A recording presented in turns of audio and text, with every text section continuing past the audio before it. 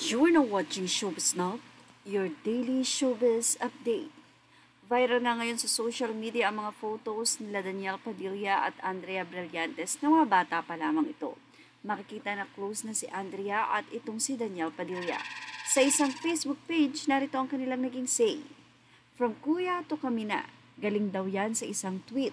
Since long ago, 2021, Daniel Padilla admits that he wasn't stupid and revealed that he made a mistake, but ex-girlfriend Catherine Bernardo forgave him. Catherine Bernardo's celebrity friends unfollowed Daniel Padilla and Andrea Brillantes over betrayal. Kung hindi mo pa nakita yung screenshot ng di umano'y pag-confirm ng mama ni Daniel na hiwalayin ang Katniel dito sa phone na save ang viral screenshot.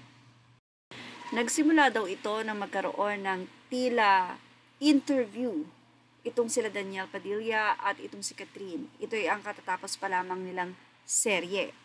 Kasama ang ama ni Jano Gibbs na si... Ang nasabing viral video na ito na in-screenshot lang natin ay makikita na tila medyo wala nang hindi na nagkakaunawaan ng dalawang ito at makikita na awkward na at itong si Daniel ay hindi na maitimpla ang mukha at tila ayaw na lang magpahatlata ni Catherine. Dumating pa sa point ng video na to na iniwan mismo ni Daniel itong si Catherine at wala nang gana sa nasabi nga pong parang event na iyon na meron silang dapat ay sasabihin.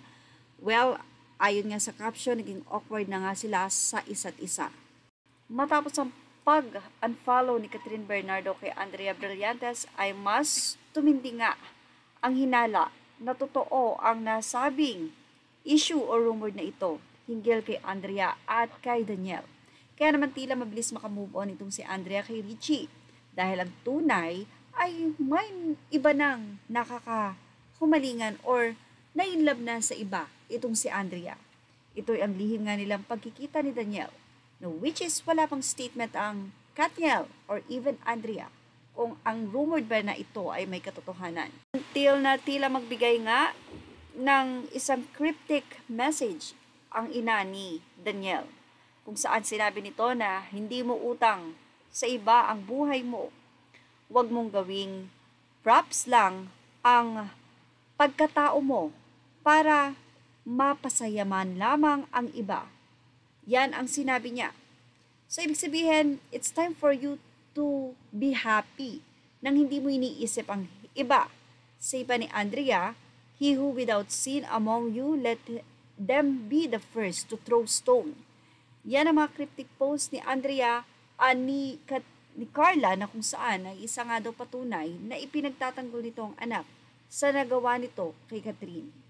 Well, sa ngayon ay marami na nga po talaga ang nag-aabang na magkaroon ng statement si Catherine Bernardo para mapatunayan kung totoo ba ang ibinibintang kay Andrea at kay Daniel. Yan ang ating Showbiz Now update. Images are all credit to the rightful owners and thank you for watching Showbiz Now.